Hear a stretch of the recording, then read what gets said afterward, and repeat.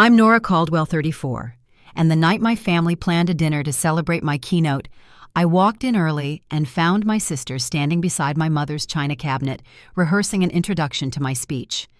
My portfolio-slipped papers fanned across the polished floor, and still Brooke kept going, smiling toward an imagined crowd, while my mother nodded as if the stage lights were already warm on her shoulders. My father's favorite line flashed through my mind: "Brooke has the charm, Nora has the brains," as if talent needed permission to be whole. A Christmas recital from long ago rose with it the moment I sat alone at the piano until Brooke was called up to help, and my solo turned into a duet I never asked for. The scene in front of me felt like the same script with new costumes. My mother glanced up, her smile brightening with that practiced warmth that leaves no room for reply.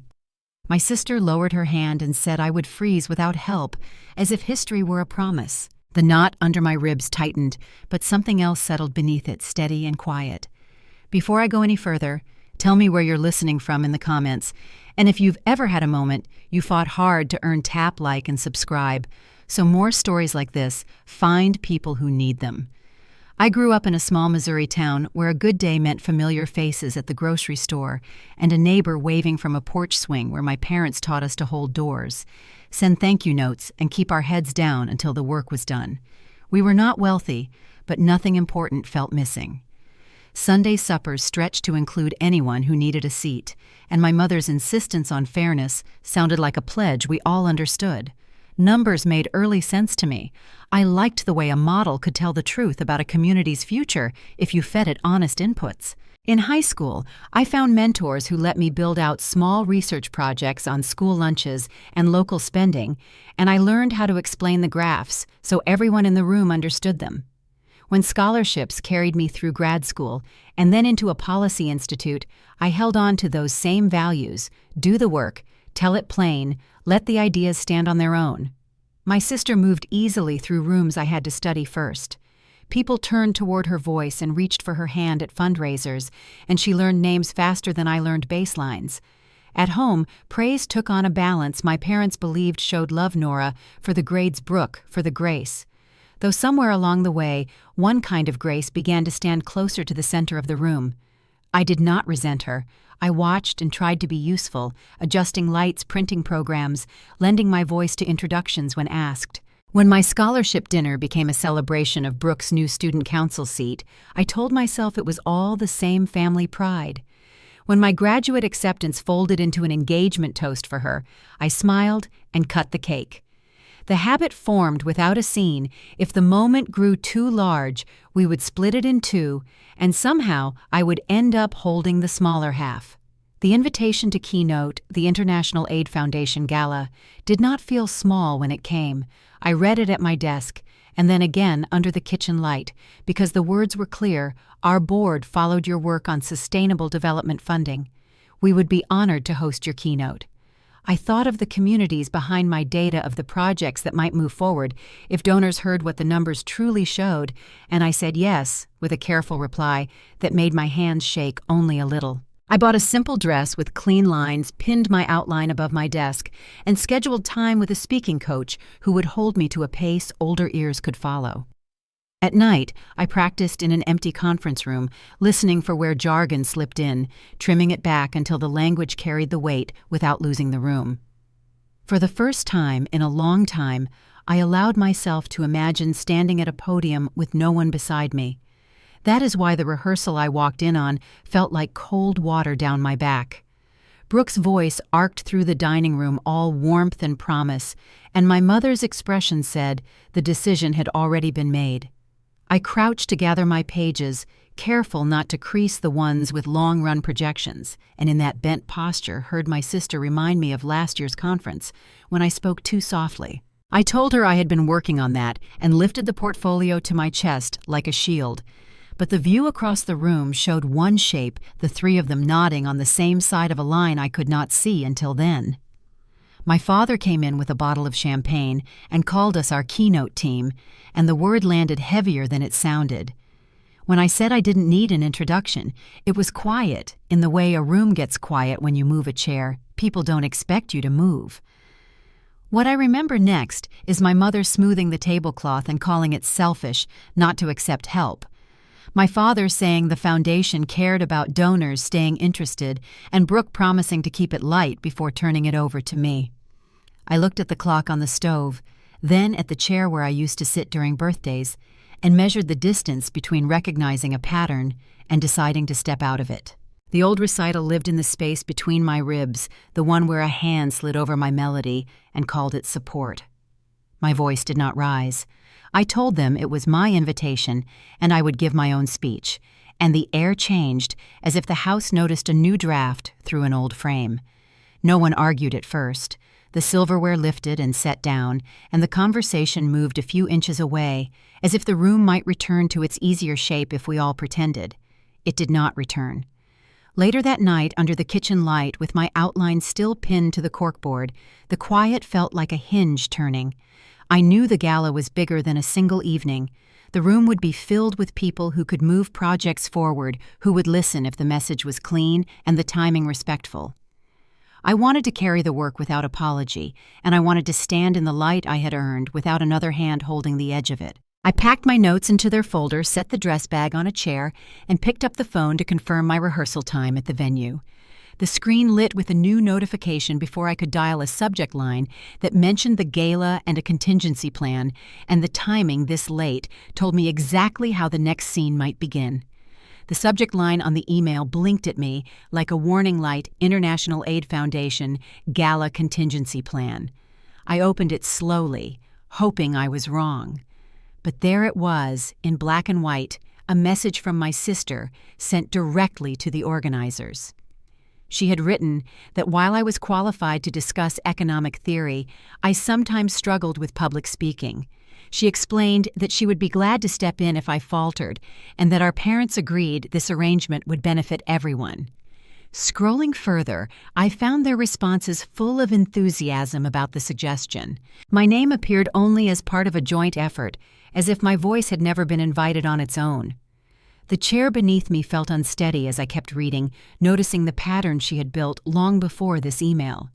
At the Economic Policy Institute, she had written to say she could contribute to my presentation. At my university's alumni event, she had suggested adding her remarks to round out my research. Each time her note echoed the same theme: Nora was the brain, Brooke the presence, and together they made sense. My fingers hovered over the trackpad, scrolling through message after message until my chest felt heavy. It was not only that she had done it once, but that she had been doing it for months, sliding herself into invitations I had worked years to earn. The phone rang that evening, my mother's cheerful tone carrying through as if nothing were wrong. "Your Aunt Diane will be here tomorrow," she said.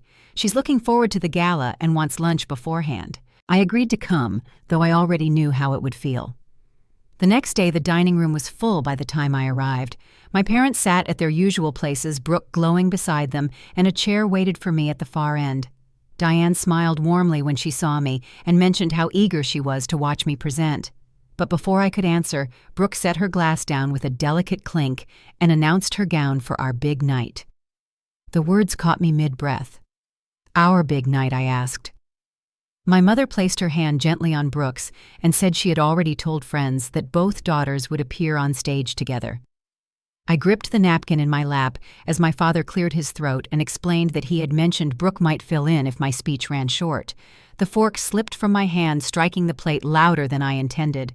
Across the table, Diane's expression shifted, her eyes narrowing as she followed the exchange. I looked at her briefly before turning back to my parents, trying to absorb what they were saying without losing my composure. The weight of the moment settled in. This gala was not just another lecture or seminar. Leaders from across the globe would be in that room listening, making decisions about which projects deserved funding. If I let my role shrink again, I would reinforce the very story that had followed me since childhood. I heard my father's steady tone, telling me I should be a team player, reminding me they had invested so much in my education. I wanted to reply, but my throat closed, my silence mistaken for consent. The meal continued, with Brooke describing details of her dress and offering advice on my hairstyle, her words filling the room until I felt nearly invisible. When we moved to the living room for coffee, Diane lingered by my side. Her hand touched my arm lightly, her voice low so only I could hear. "I've watched this for 30 years, she said. "First between your mother and me, and now between you and Brooke. It's time you stood up for yourself." Her words stayed with me long after I drove home, threading through the quiet of my apartment. I sat at my desk staring at the email Brooke had sent, the message still open, her offer to help exposed for what it was. It illuminated not only what she thought of me, but what I stood to lose if I continued to remain silent. By Monday morning, the story had shifted again, this time beyond the walls of our family. I stepped into the elevator at work, my phone buzzing with new notifications. Brooke had posted a picture of herself beaming at a boutique captioned with excitement about shopping for the perfect outfit to help my brilliant but shy sister at her big charity event. My colleagues had liked it a few, even leaving comments about how sweet it was. By the time I reached the break room, Karen from accounting waved and said she hadn't known public speaking was difficult for me, but that it was lucky I had a sister who could handle the introduction. I smiled politely, correcting her that I was the keynote speaker, and Brooke wasn't officially part of the program. But the look on her face told me the impression had already settled. By midday, the whispers had spread. Passing a conference room, I caught fragments of conversation, how my family must have connections, how my sister knew everyone in charity circles. The murmurs followed me down the hallway, and by 3 o'clock my phone rang with a call from my director. "Could you stop by?" Philip's voice was formal, measured. When I sat across from his desk, he leaned forward, hands folded. "Your mother called this morning," he said. My chest tightened. He explained she had suggested Brooke might be available to represent the family at future events. His words slowed as he added, "I wasn't aware this was a family affair. The invitation was specific to your research." I steadied my voice, explaining that it was not a family event and that my work had prompted the invitation. His expression softened, though the concern in his eyes lingered. That evening, I unlocked my apartment door and sensed it immediately, her perfume hanging in the air. "Just dropping off some outfit options," Brooke called from my bedroom, her voice casual, as if she had every right to be there. I followed the sound and found my carefully organized presentation scattered across the bed, her handwriting looping across pages I had spent months refining. She smiled, holding up a marked sheet. I highlighted the parts you should emphasize and added transitions to keep it more audience-friendly. My throat tightened as I asked if she had changed my work without asking. "Just little tweaks," she waved. "You always get so technical." After she left, I spent hours piecing everything back together, unsure which notes were still in order. I stared at the charts, trying to recall whether a figure belonged in the introduction or conclusion. Each misplaced page deepened the sense that she was not just trying to share the stage, but dismantle my footing entirely. That night, sleep never came. I lay in the dark, her words circling how I would freeze without her help. The doubt pressed hard, echoing my father's old refrain: brains needing charm, intellect requiring presence. What if they were right? What if all these years I had only succeeded because she stood nearby? The following days blurred into rehearsals, squeezed between meetings, my voice bouncing off the walls of empty conference rooms as I tried to project authority. I repeated lines about sustainable development until they sounded brittle, each attempt edged with the fear that the audience would tune out. With every pause, I heard Brooke's voice telling me regular people wouldn't understand, that I needed her to soften the edges. By Thursday, I felt worn down, my voice hoarse, my confidence thin to threads. When the phone rang late that afternoon with an unfamiliar number, I braced myself for the worst. Instead, it was Valerie King from the Foundation, her tone warm and steady. She confirmed the final details for the gala, reminding me how thrilled they were to have me and how my research was exactly what their donors needed. The reassurance flowed through me like water over a burn, cooling what had been raw and unsettled. She promised to adjust stage rules to limit access, noting that only authorized speakers would step forward. I hung up slowly, the relief leaving my chest lighter than it had felt in weeks. But the weekend would bring another dinner, another stage set in my parents' living room. Brooke stood in an emerald gown, while my mother fussed with the neckline, speaking about arriving together and taking photographs as though the plans had already been sealed. My father folded his newspaper, repeating the line about us always being a team. The old story pressed in around me, familiar and suffocating. Yet when my mother asked if I understood, I heard my own voice answer clearly, "No." The words sat in the air heavier than anything I had ever said at that table. My mother froze my father's paper, lowering to his lap, and Brooke's smile stiffening at the edges. I stayed seated, but the strength in my voice surprised even me. This was my professional achievement, not a family performance. The silence that followed was not the silence of agreement, but it was the first silence I had chosen. And with that word, the shape of the days ahead began to change. The week after I said no at the dinner table stretched long and heavy each day, carrying its own echo of doubt. At work, I closed my office door and practiced my speech during lunch, timing my pauses to match the slides. The words felt stiff in my mouth, technical phrases sticking as though they belonged to someone else. I stood in front of empty conference chairs, forcing my voice to rise, only to hear it falter before the final sentence. The silence that followed each rehearsal made me think of Brooke's reminder that people tuned out when I grew too detailed. At night, my apartment became a testing ground. I arranged the lamp to mimic a spotlight, clipped my notes together, and tried again. But the rhythm slipped whenever I remembered her handwriting across my charts arrows, marking transitions she thought would make me sound approachable. I moved the pages back to my own order, only to second-guess them minutes later, unsure if the projection data belonged before or after the funding models. Sleep became thin, broken by sudden jolts awake with phrases running through my headlines I feared would vanish when I needed them most. The comments around the office sharpened the edge of my unease. Passing coworkers in the hallway, I caught half-finished sentences, remarks about family connections, suggestions that Brooke's charm might carry the evening. By Thursday afternoon, I stopped eating in the cafeteria, choosing instead to eat at my desk with the door half shut. When Philip walked by, his polite nod carried a question he didn't ask, but his earlier words about my mother's call lingered. I wondered if he believed my insistence that the Gala invitation was mine alone, or if a seed of doubt had already rooted in his mind.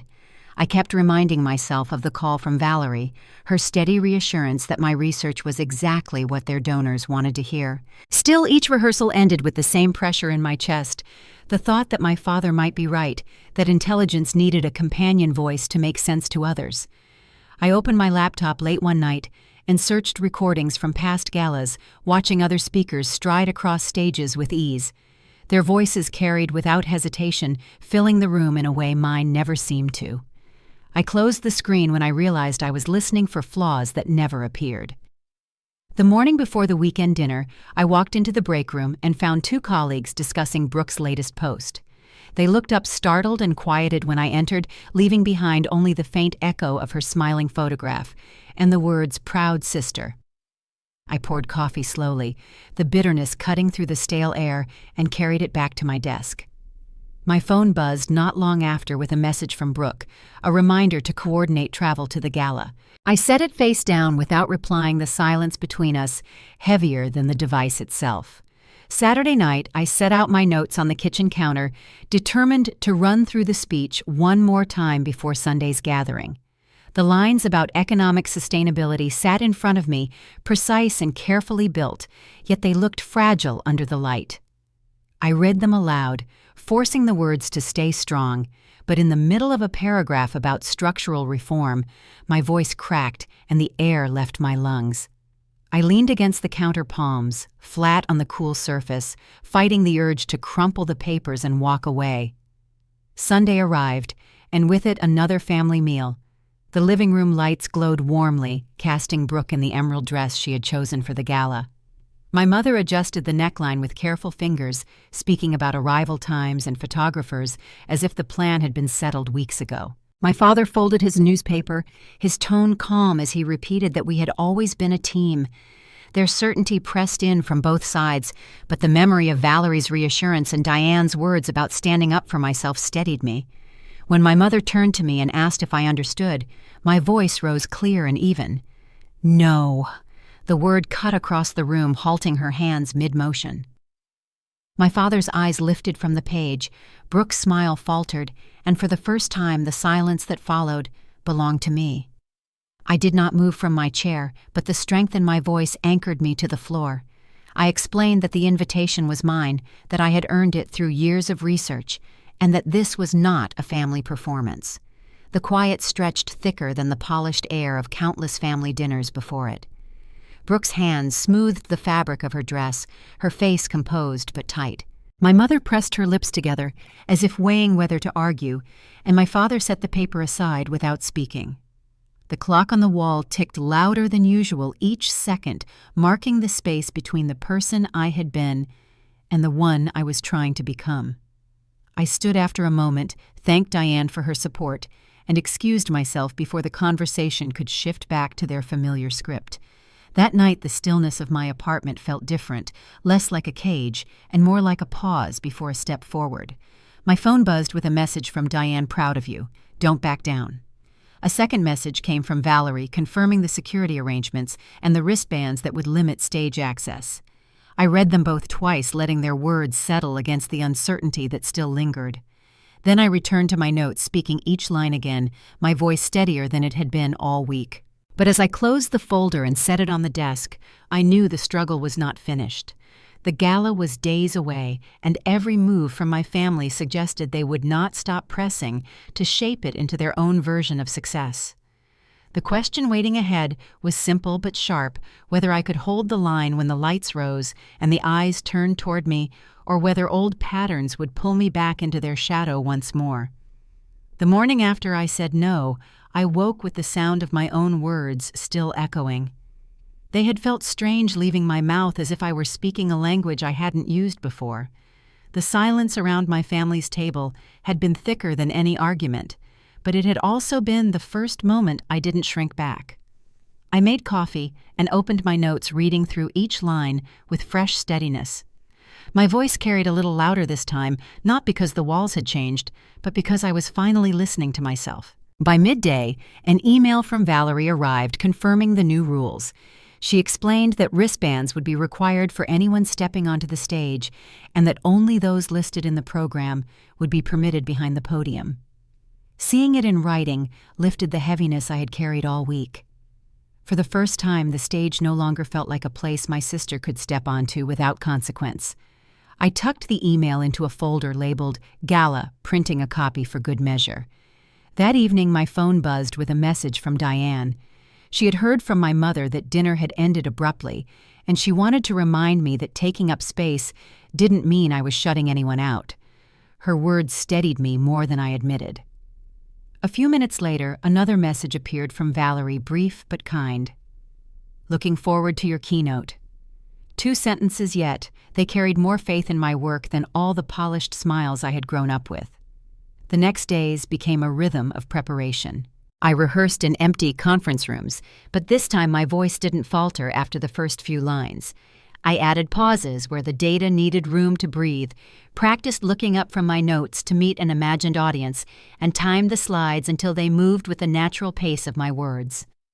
By Wednesday night, I no longer apologized before beginning, no longer cleared my throat with hesitation. I simply started speaking, and the sound filled the space with ease. Sunday brought another family gathering, though the tone was different. My mother fussed over Brooke's dress in the living room, smoothing emerald silk, as though it were already under stage lights. My father glanced at me over the top of his paper, repeating once more that we had always been a team. I sat quietly for a moment, letting his words hang in the air, then answered clearly that I was not a supporting character in my own life. The sentence landed with a finality that shifted the room again. My father lowered his paper. My mother's hands froze on the fabric, and Brooke's practiced smile thinned at the edges. Later that night, another text came from Diane. "I'll be at the gala with you." "Just us," she wrote. The simplicity of it made me exhale. Within minutes, an email followed from Valerie confirming that security staff would be briefed on the new wristband protocol. I read it twice before closing my laptop, the reassurance folding over me like a blanket. Support did not always come loudly, I realized. Sometimes it arrived as quiet certainty from the right people at the right moment.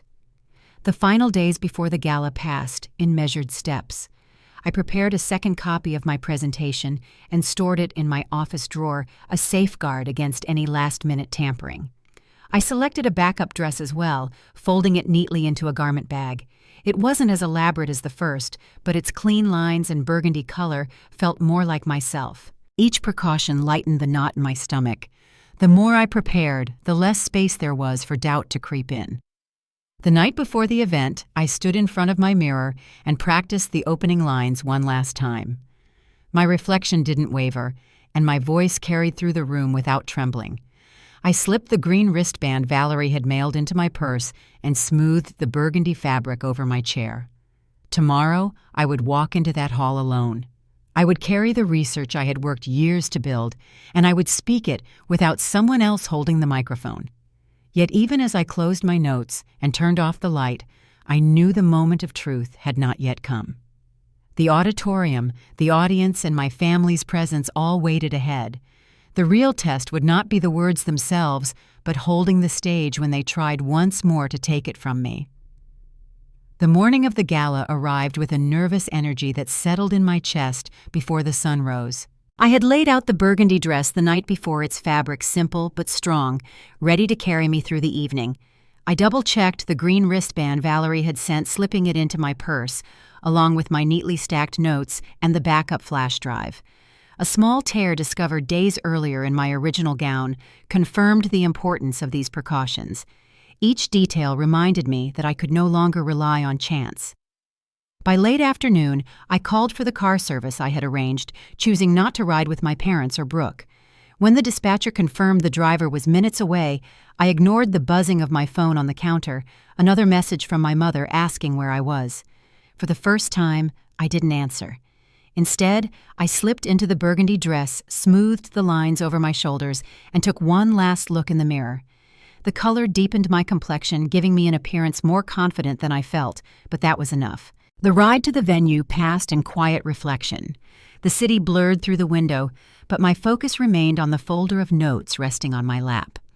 The driver pulled up to the International Aid Foundation's glass-fronted building, just as the sky shifted into twilight. I stepped out alone, portfolio pressed against my side, my heels steady on the pavement. Inside, the lobby glowed with marble floors and warm lights. Valerie greeted me quickly, her stride brisk, but her voice welcoming. "You're early," she said, almost in relief. She led me through the reception area toward the main auditorium, pointing out the rows of chairs already marked for dignitaries and sponsors. At the podium, I adjusted the microphone as she explained the lighting cues and the wristband protocol once more. When she pressed the slim band into my hand, the small gesture carried more weight than its size. "This guarantees you're the only one allowed back here," she told me, and I nodded, slipping it over my wrist like armor. In the green room, I reviewed my notes again, highlighting impact lines and smoothing the corners of each page. A knock came, and Valerie entered with two men she introduced as Ambassador Chen and Dr. Abernathy, both eager to discuss my research before the evening began. Their warm reception eased the lingering tightness in my shoulders. For a moment, I felt less like a nervous speaker and more like the professional they had expected. Their genuine interest carried me through the introductions, and when they left, I stood a little taller at the small table. But not all arrivals carried such calm. Half an hour into the reception, a commotion rose near the stage entrance. From the green room doorway, I could see Brooke arguing with security. Her blue gown sparkled under the lights as she insisted she was part of the presentation, her voice carrying across the room. "I'm introducing her," she said firmly, waving her hands as if authority lived in her gestures. The guard's voice remained even, repeating, "The rule green wristbands only." The longer she argued, the more attention she drew nearby donors turning to watch as confusion spread across their faces. My parents stood nearby, my father making quiet gestures to calm her, my mother leaning close to explain to anyone within earshot that both daughters would be involved. From across the room I caught sight of Philip, his expression sharp as he watched the scene unfold. He lifted an eyebrow at me in question, but I simply offered a small shrug, unwilling to step into the chaos. Heat crawled along my neck, but I forced myself to turn back toward my notes, focusing on what I could control. When the lights dimmed, Valerie appeared at my side once again, offering her arm as if to escort me. The simple gesture nearly undid me, not for its formality, but for the respect it carried. "Ready," she asked. I drew in a steady breath and nodded. As we walked toward the stage, I passed my family's table. Philip intercepted my father in conversation, blocking any attempt to reach me. Diane sat near the front, her eyes catching mine, a subtle nod of reassurance traveling between us. For once, I wasn't bracing for someone else to step ahead of me. The master of ceremonies tapped the microphone and welcomed the audience before announcing my name. Eleanor's hand squeezed my arm once before releasing it, and I walked the final steps alone. The stage stretched before me, the spotlight warm on my face as I reached the podium. My hands didn't shake as I adjusted the microphone. Behind me, the slides lit up with my opening chart. "Good evening," I began, my voice clear, steady, and stronger than in any rehearsal. "I'm Dr. Nora Caldwell, and tonight I will be presenting research on sustainable economic development in rural communities." The words flowed into the quiet space, each one carrying its own weight. Out of the corner of my eye, I noticed Brooke rising from her seat, her gown catching the light as she smoothed the skirt. My father's voice carried faintly as he gestured toward the stage, insisting there had been a mistake. My mother leaned toward the couple next to her, claiming both daughters were part of the program. But the silver-haired guard stepped smoothly into Brooke's path, her clipboard visible in hand, her voice calm but firm. "Only authorized presenters," she said. The interruption ended with Brooke lowering back into her chair, her smile fixed but tight. I focused on the pages before me, speaking each line with practiced clarity. The graphs displayed behind me illustrated patterns I had studied for months, the figures building toward a story of resilience and opportunity. At one point, I lifted my head to acknowledge Diane, her pride visible even from across the room. Valerie smiled from the front row, her encouragement quiet but strong. The audience leaned forward, pens scratching notes, screens lighting as donors typed quickly. For the first time, I felt the room following me, not the other way around. My research held their attention, my voice keeping them engaged without apology or hesitation. When I reached the midpoint, I paused, scanning the crowd, before moving into the next section with growing confidence. Each line delivered made my shadow stretch longer across the polished floor. And yet, even as the applause built between sections, I knew the evening was not finished. My family sat only yards away, their whispers carrying their disappointment, growing heavier with each word I spoke. The stage was mine for the moment, but the true test would come in how the night ended, whether the spotlight could hold long enough for me to finish what I had started. The spotlight warmed my face as I stood at the podium, the room hushed in a way that steadied my breathing. My slides illuminated the wall behind me, each chart unfolding the story of months of research. I spoke slowly, guiding the audience through funding models and sustainability frameworks with a clarity I had fought hard to find. The silence between sentences wasn't empty. It was filled with note-taking, the quiet hum of attention, and the faint scratching of pens. Halfway through, I lifted my eyes and met Diane's. She sat in the front row, her expression proud and unwavering, as if her nod alone could carry me through the final lines. Valerie, seated a few rows over, smiled with encouragement, reminding me that my presence here was earned. For a moment, I allowed myself to pause the words, waiting patiently, the room hanging on the next thought. From my family's table, a shift caught my attention. Brooke rose from her chair again, her gown shimmering under the lights as she tried to step toward the stage. My father waved his program, his voice carrying over the tables, insisting the MC had made a mistake.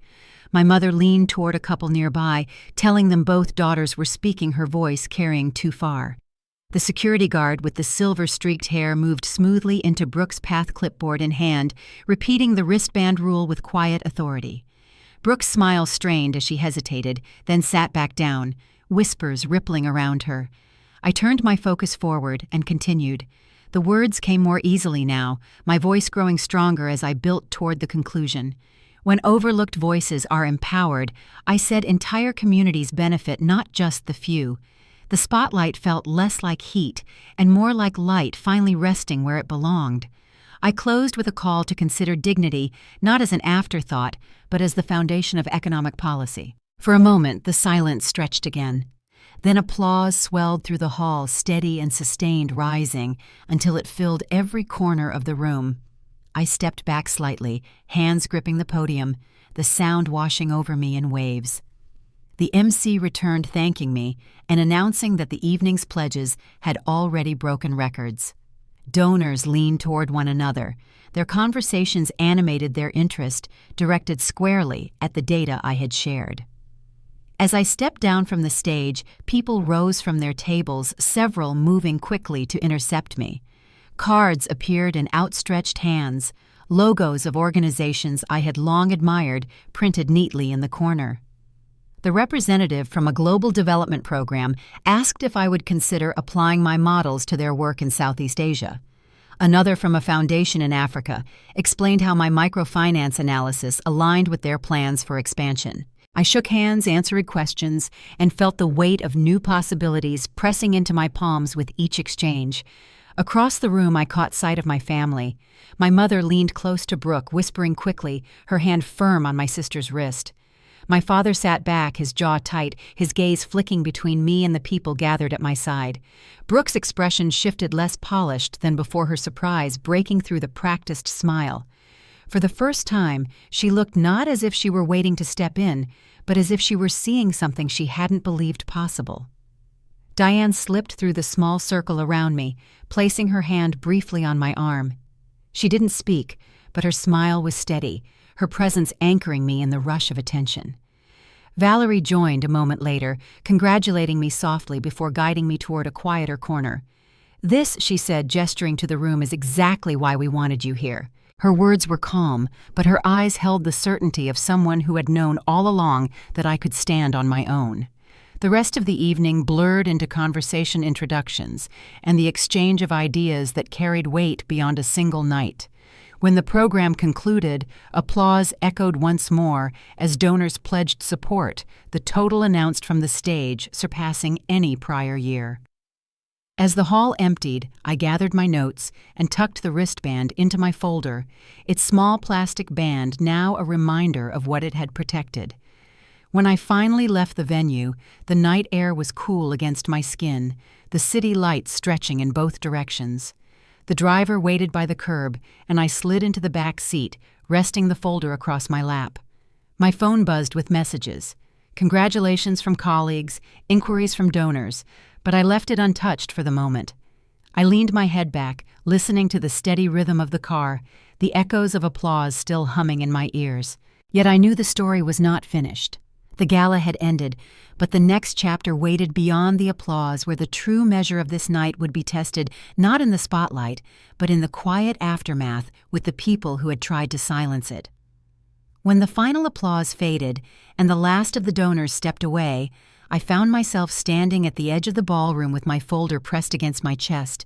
My cheeks still felt warm under the echo of the spotlight, and my ears held the hum of voices repeating my name and introductions.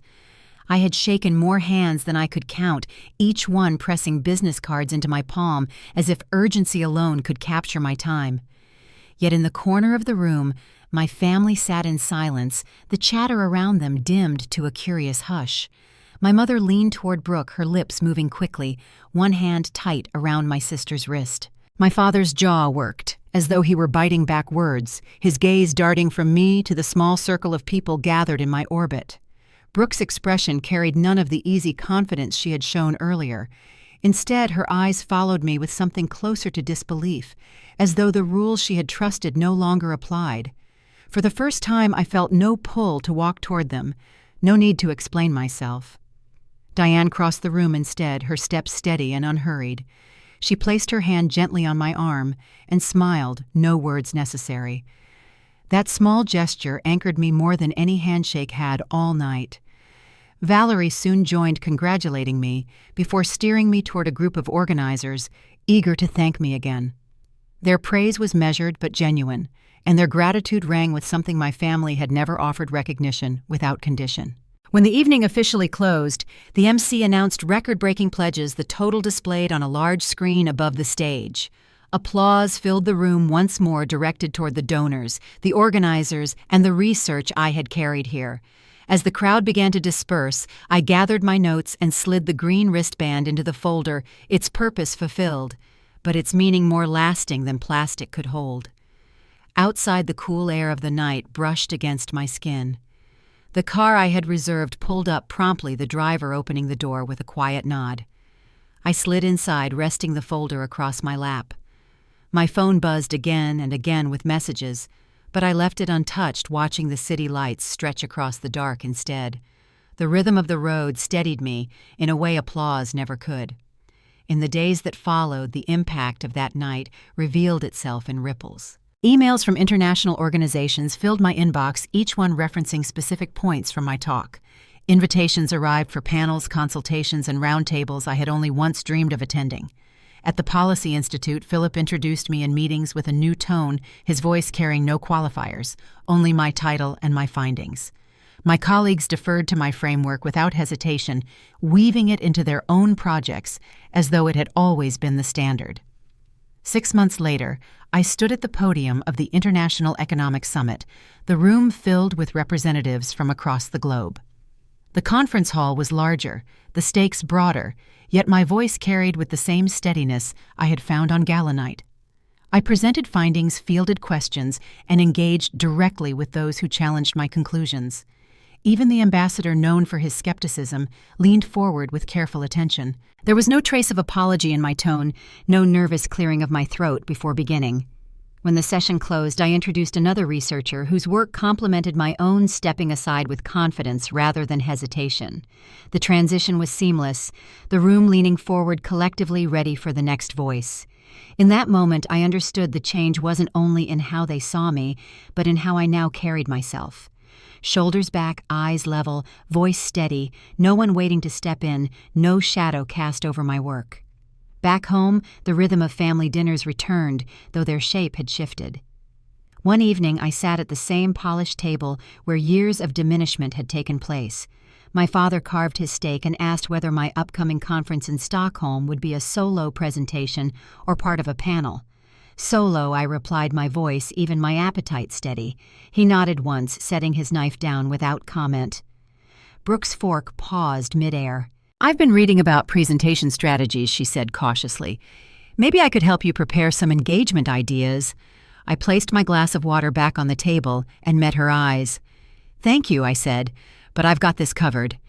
The words hung in the air, not harsh, not defensive, only certain. My parents exchanged glances but didn't press further. The silence that followed wasn't heavy. It carried a strange kind of respect, however reluctant. The following weekend, Diane hosted a small gathering at her apartment. Valerie brought champagne. Philip stopped by with a charcuterie board, and the conversation flowed easily without the tension of competition or the threat of interruption. Diane raised her glass as the sun painted the room gold. "To finding your voice," she said, "and to those who actually listen." She handed me a small wrapped package inside a framed photograph from the Gala me at the podium, hand-raised mid-explanation, the audience fully engaged. At the bottom of the silver frame was an engraved plate that read, "Your Spotlight." Holding it in my hands, I felt the echo of the moment it captured. The picture showed me in profile, the stage lights catching the edges of my hair, the room focused entirely forward, not on Brooke, not on my parents, on me.